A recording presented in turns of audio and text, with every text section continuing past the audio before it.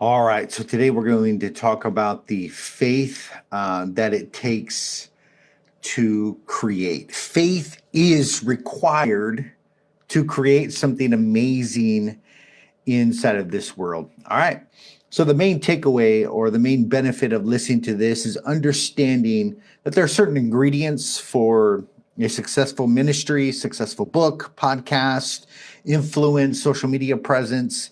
There are going to be ingredients that are going to cause you to be successful. And one of those ingredients is faith. Now, if you had the desire to start a business, start a podcast, start a book, start a course, whatever it is, and you didn't incorporate that with the next stage of faith, then all you're going to have is a desire to do something. And you're never going to get the actions that kind of carry the thing out. All right. So this is why it's a required ingredient. And, I'm going to talk a lot about some faith-based stuff. And I don't believe that you have to be faith-minded to get some benefit out of this. But I think understand this perspective in the where I'm coming from, and then incorporate it to your life how you see fit. I'm sure you'll find some sort of value for it. But when faith is present, you're going to have massive amount of clarity. And if you can get clear, that means you know what the expectations are and what it is that you want, and the end goal in mind and what you're trying to reach. Super clear. Faith is the ingredient that does that. Faith can see it, taste it, smell it, whatever. That is literally the driving force or the ingredient that causes success. It'll bring you clarity. It'll have you, because you begin to see it, it will have you begin to formulate a plan. You will start preparation mode. There's nothing that communicates that something is going to happen in the future is the preparation for it now. And only faith can do that. I see something in the future, what it is that is going to be inside of my life. And because I see that thing, then I'm going to prepare like it's so. There's nothing more faith than that, right? So when it comes to book, courses, creators, influencers, that you have something that you are looking to accomplish through a thing. I'm looking to accomplish this through my podcast. This is going to do this for my listeners. This is going to do this for me. That is faith, right? There's no way about it. And so you are exercising faith, and because you have faith inside of that end goal, then you're going to formulate a plan, and then you're going to formulate action. But it is connected to the faith that you have. Now, this is also going to get you to take a risk. In fact, when I think of faith, I think of it's not really exercised until it leaves the comfort zone. And everybody's talking about how much faith that they have, right? They have so much faith and it's not correlated to any form of risk. If you have faith, it's naturally going to include risk. And that is a possibility that you are going to fail. Nobody needs faith for certainty, right?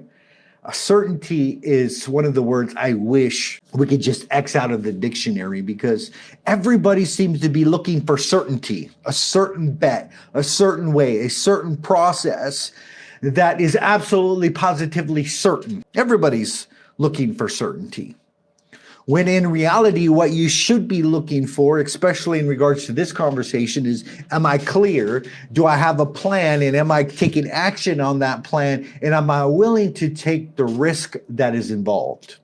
Now, with creators, it's putting yourself out there. Am I willing to risk speaking? Am I willing to have my opinions and my belief systems open to public scrutiny? Okay? Am I willing to risk that?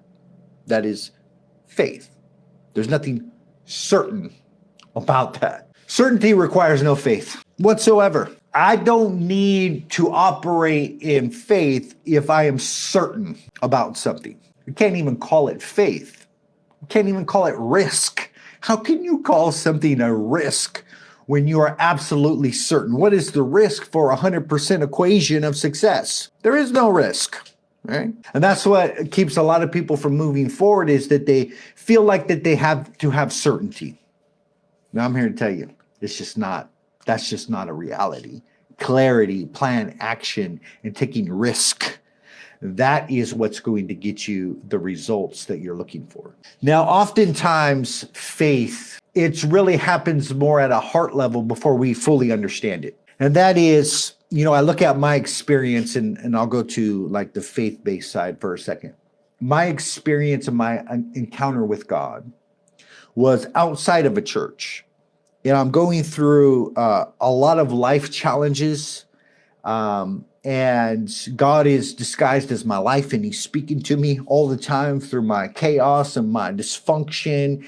And he's just highly active in my life, teaching me lessons in the really painful lessons, right? Which brings me to the point of calling out to him. Now, I did not understand the ramifications of faith. I did not understand the definitions of faith. I did not understand any of the whole thing that we could describe as the process that I was going through. I really didn't understand much of it, but I was experiencing it and I was going through it. And I could tell you, hindsight, I can look back on it and I can explain some things.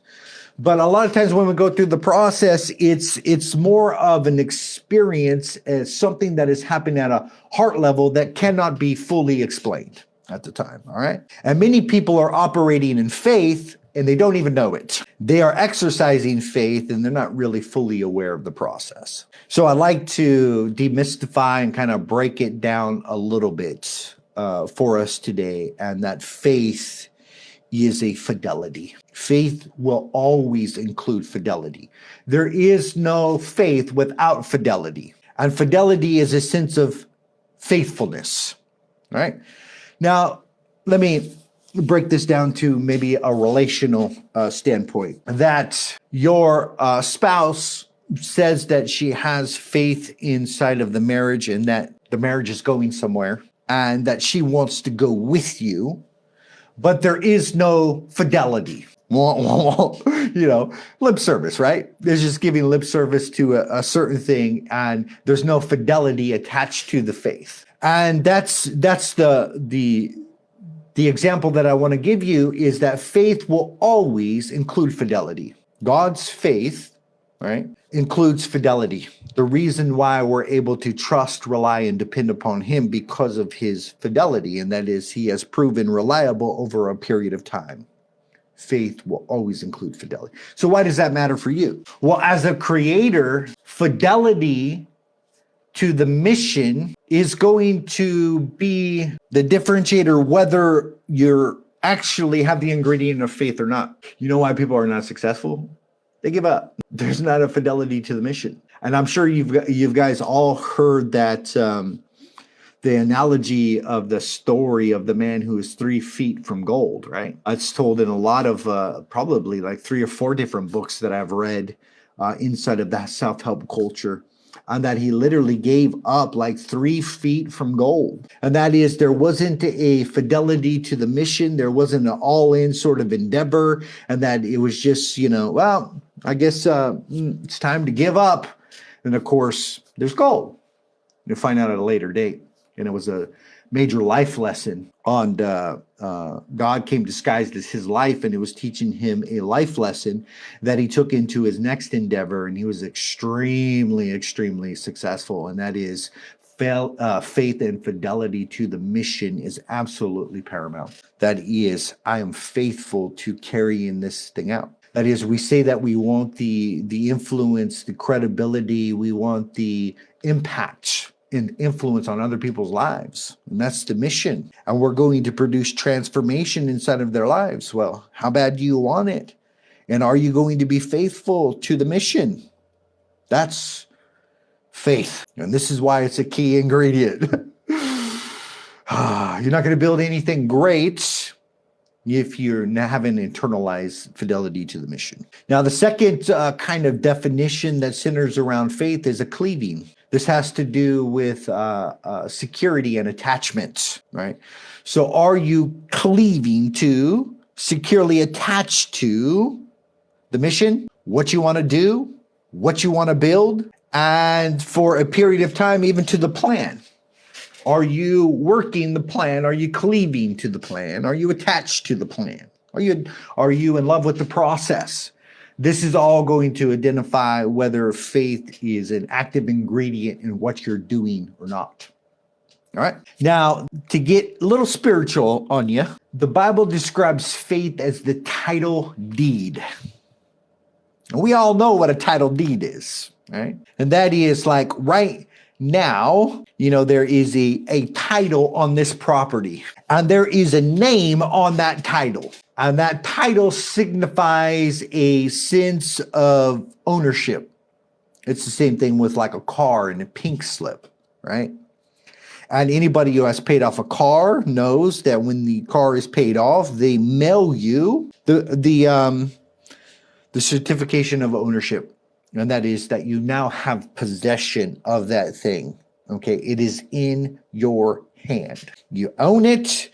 You hold it. It's yours. Man, you want to show up with some influence and with some power, with some high status energy about you. You go about like you have, hold, and possess the thing that it is that you want. Title deed. I have it, I hold it, and I possess it. It's mine. Now, one of the most detrimental things that we can do is become so inundated with the becoming culture. And what I mean by that is what I've seen throughout my own life is, yes, there are stages and processes to a thing. If you're going to write a book, there's going to be all of these stages and processes. There's going to be the ingredients that make a good book. Same thing with courses, podcasts. It doesn't matter what you're creating.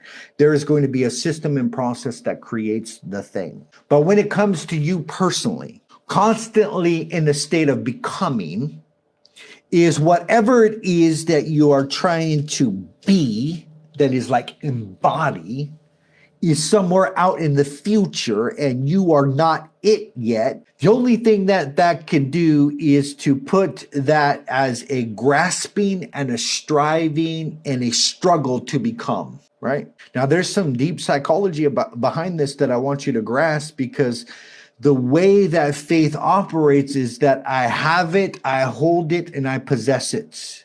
It is mine. And that is, we get into the reality of the what I need to be more than what I'm becoming. Now, I understand the future self, and you're being drawn to the future self, and there is a sense of that. But the people that are most effective embody the being here today.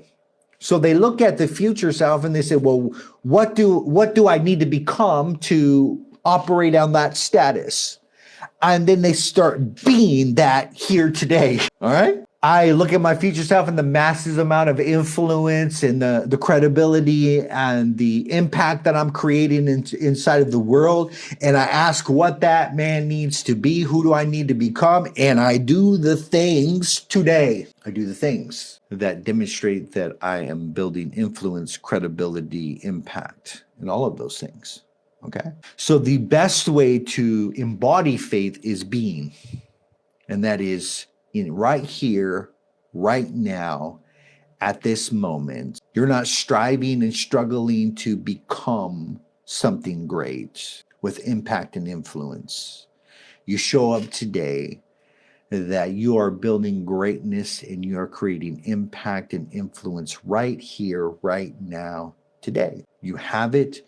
You hold it and you possess it. Now, the next part of faith is, do I have the ability to do this?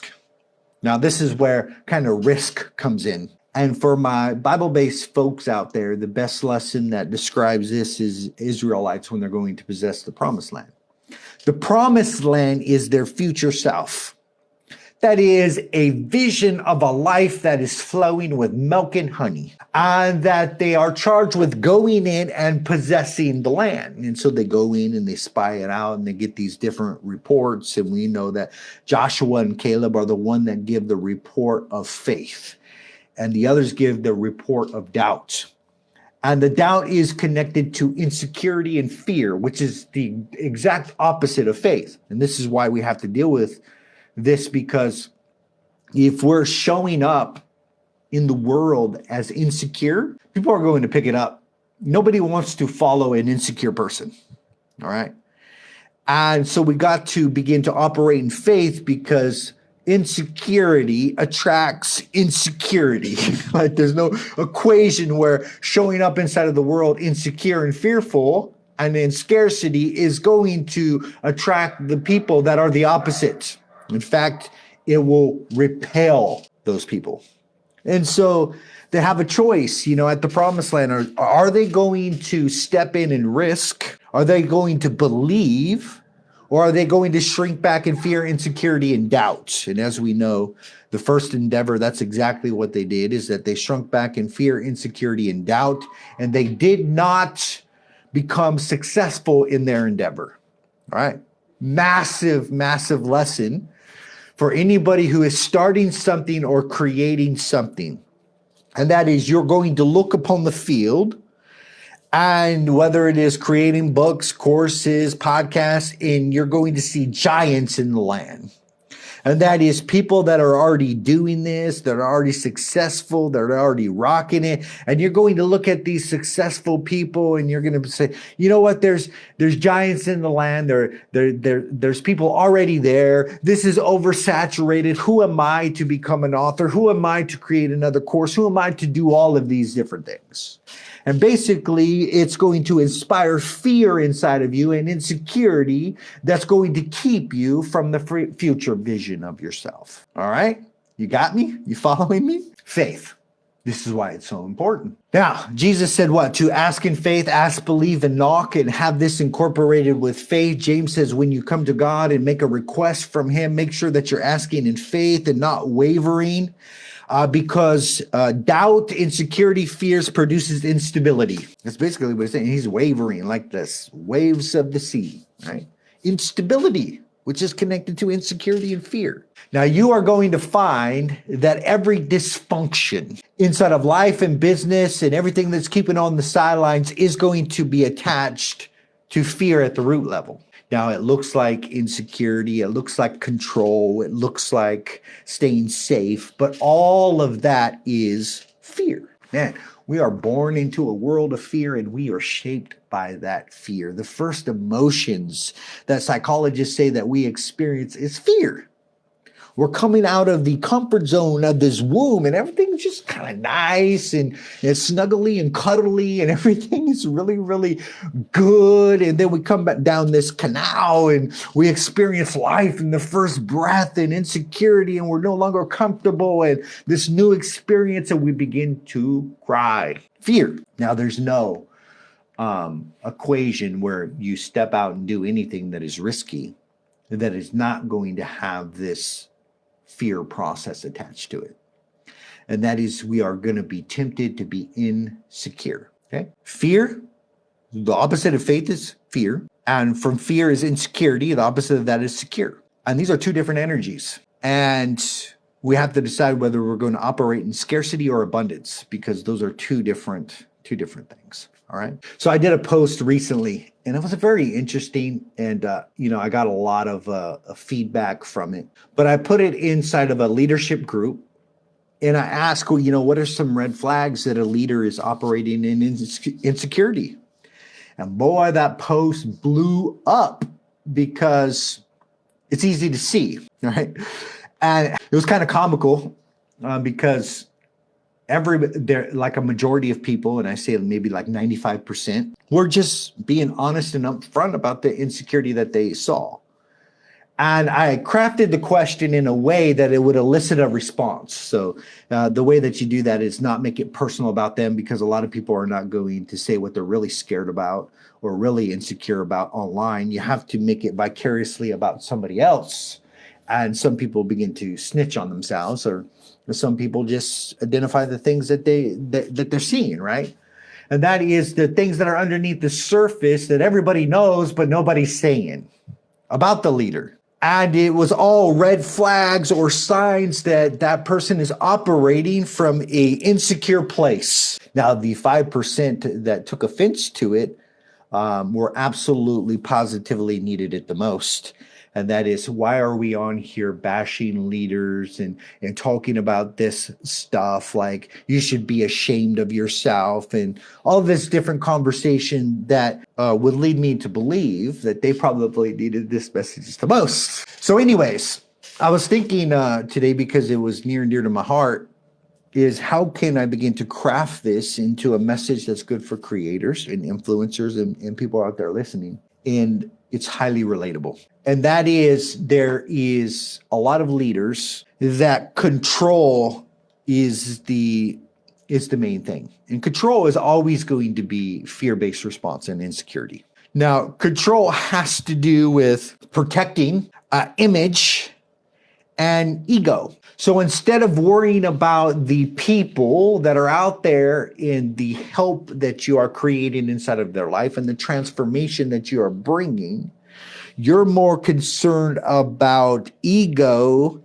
and maintaining a sense of image and your sense of control. Red flag, insecure, right? And the reason why I bring this up is because if we're going to post on social media and do podcasts and put our voice out there, then it's going to benefit us greatly to watch for these red flags in ourselves and to deal with our own insecurities and fears. That way it doesn't come off in our communication. Because let me tell you, our mouth snitches on us. All right. Christ said, the abundance of the heart, the mouth speaks. And with our verbiage, our lingo, and the things that we talk about, it's going to snitch on us. There's just no way around this. And so it benefits us greatly to begin to deal with the insecurity. Once again, it takes faith to build something and create something great. And it's fear is what destroys the thing. Okay? You want to destroy good leadership? Start being insecure. You want to destroy a good social media presence and a high vibe energy, just start being insecure. It'll do it pretty quick. Want to destroy a business and operate inside of insecurity and not be aware of it. All right. Now, within inside of that, is not willing to accept feedback. Let me tell you that the fear of feedback, or what we classify as like criticism, is going to guarantee that you not get better at your craft. Now, I've already established a long time ago that there are all kinds of people that are better than me. And I feel like this is kind of like a foundational thing, just swallow the bitter pill. Because if you capture the reality at the beginning that your poo actually does stink and that there are all kinds of people that are better than you, that could do it better than you, then it takes away a lot of this fear of criticism, all right, and feedback. Now, the most coachable people are people who are not living in fear and scarcity. The most hardest people to coach are the insecure, right? They are not open to feedback. When feedback is actually the thing that produces growth, we are not going to get better at creating anything without feedback. All right. Micromanaging, lack of delegation, fear, insecurity, lack of faith in self, faith in the other person to be able to do it, whatever it is. And that is, we don't trust others. What is trust? Faith. You can see once again how not having the ingredient of faith is going to sideline you. Now, let's put this in context of being a creator and showing up on social media, podcasting, and stuff like that. The refusal to delegate certain tasks and abilities is going to slow you down significantly. And I'm talking about significantly. That if you want to spend 2 years dragging your feet and figuring things out, just go ahead and go alone. Just do it alone. You want to start a coaching business and start getting coaching clients and all these different things, you want to have a 2-year process of drudgery, just do it alone. That's exactly what you're going to get. And it doesn't matter which area of life, that if you want to get on the fast track, and that is you want to go somewhere fast with efficiency and effectiveness and impact, you are going to have to look at the who is going to get me there. All right. Who, not how. It's one of my favorite books recently. We're so obsessed with execution and plans and strategies and how we are going to accomplish this that we forget about the who. And that is, who is the person that I can connect with that is going to move this needle forward? Who? In fact, I think that if we thought this way, we would be preparing the next generation for business growth, for spiritual growth, and all these different things, because we would be focusing on the who that we need to invest in, right? And of course, there's leadership all around the world that is going to die off because of the failure to innovate and the failure to invest in the next generation. It's really sad.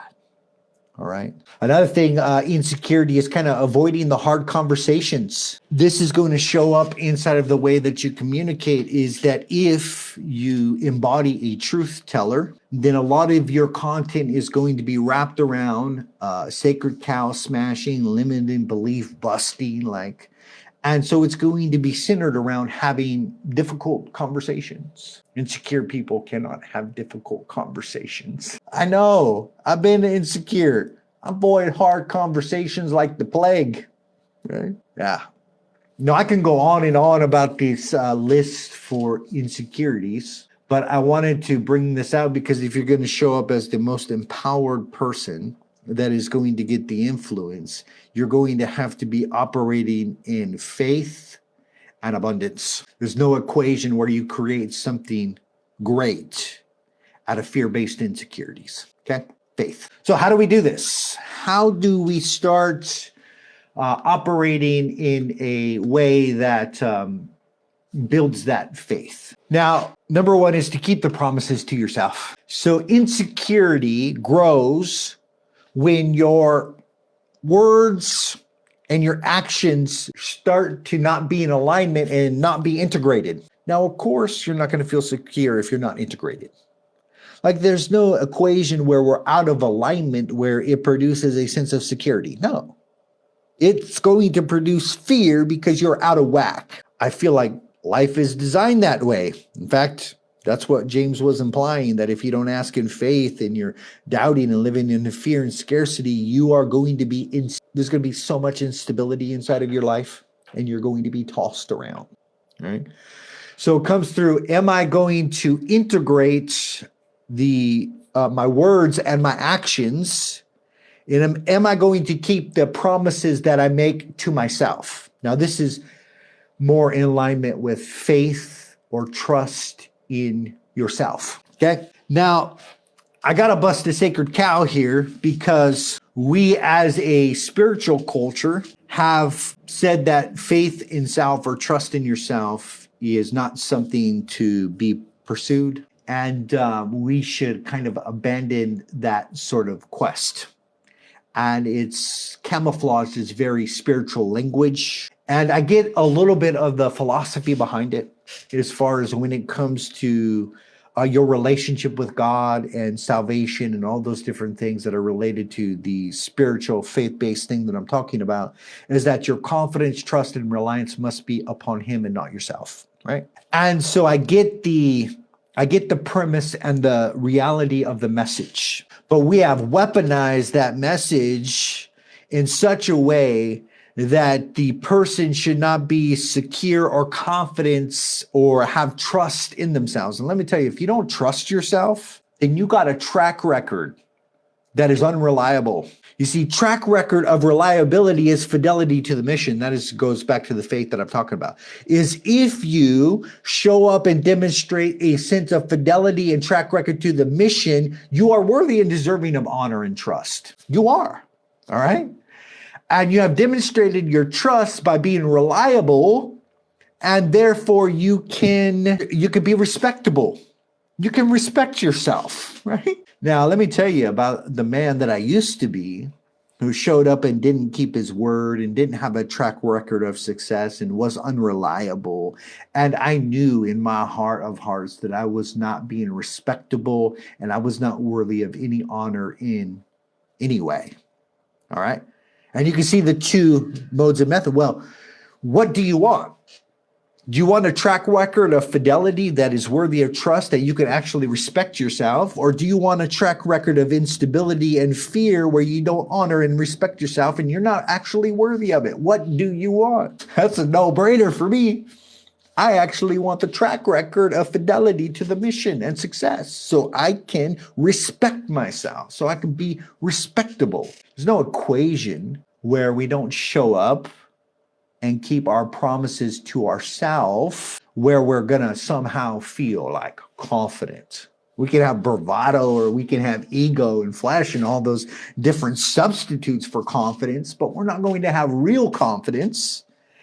And any person of high status is going to see through that facade. We see the fake people on social media all the time who are angry and browbeating people and think they're better than everybody else. And we can just see through the facade. In fact, the disaster in their life is waiting to happen. We're just waiting for the explosion, right? You can see it, you can feel it, you can know it because it's false. It's not real. It's not real security. Real security is when you show up and keep the promises to yourself.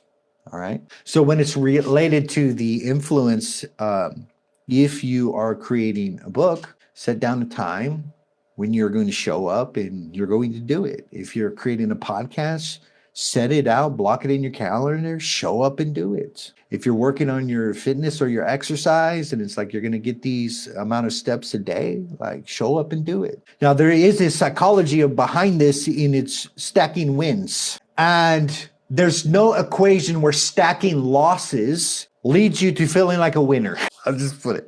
If you're stacking L's, right? The only thing that you could feel like after you stack L's is a loser, right?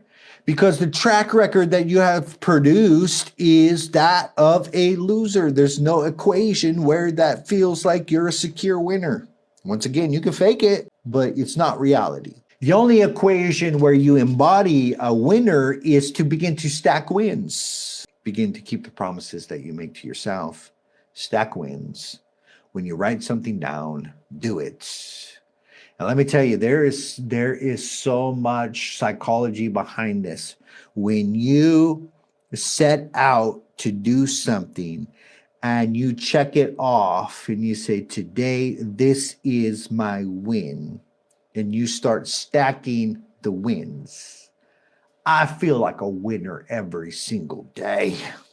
I feel like a winner at the end of every week. I feel like a winner. That's because I have identified what winning is and I execute and carry out that. So how can I not be a winner? All right.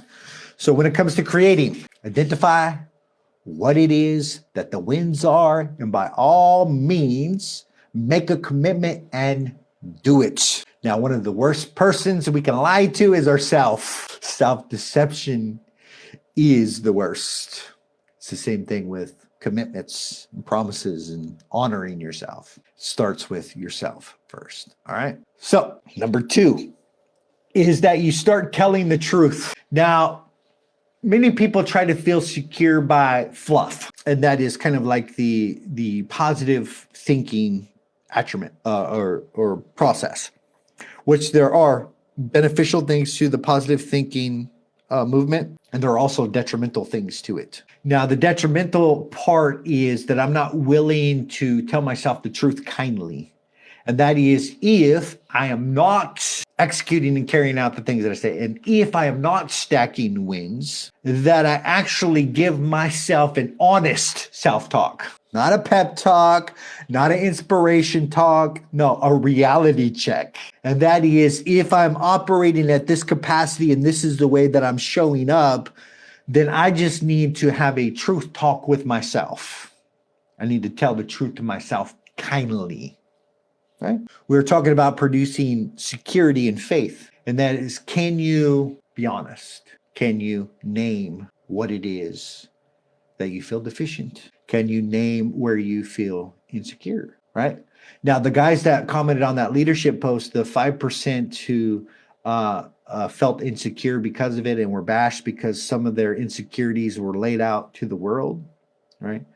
They were unwilling to hold up the mirror and to be completely and thoroughly honest and take it as self-assessment because they were operating in ego, fearful, insecure.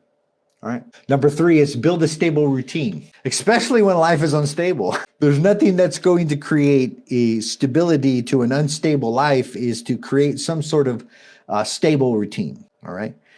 A routine and a structure to your life is what's going to anchor your day. Habits, rituals, routines, these are all connected to the outcomes that you want to achieve.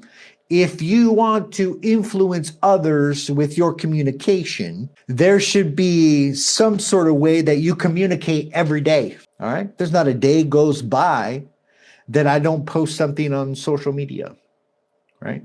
That's because my goal and intention inside of my daily repetition and habits and rhythm is that I'm creating influence and change through my communication. And so I'm going to make sure that I communicate every single day. Okay. So security comes through integrating these daily habits and actions inside of our process and inside of our day.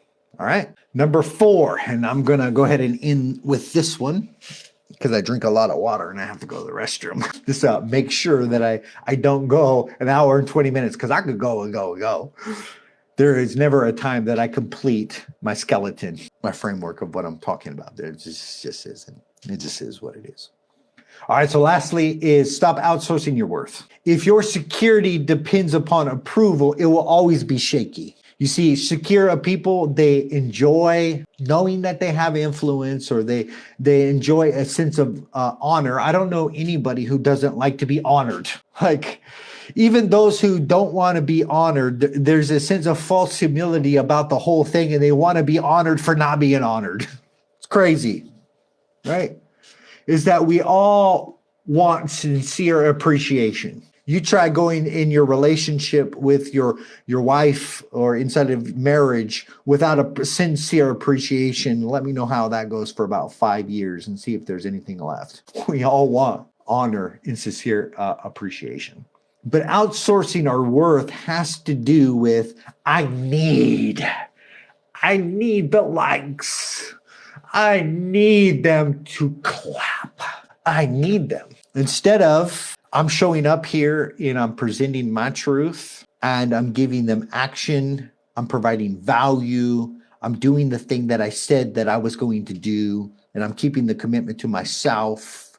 Instead of it being like internalized, it's externalized. Let me show you, that's a prime way for disaster. Now, we should care less, okay, not be careless, but care less about the opinions of a lot of people. And that is, when it comes down to it, it's really only a handful of people that actually matter. This is the truth. And if your matter circle is super, super large, let me tell you, you're going to be living in fear and insecurity. If your matter circle is small, like, let's just list a few people, maybe your mentor, their opinion of you matters.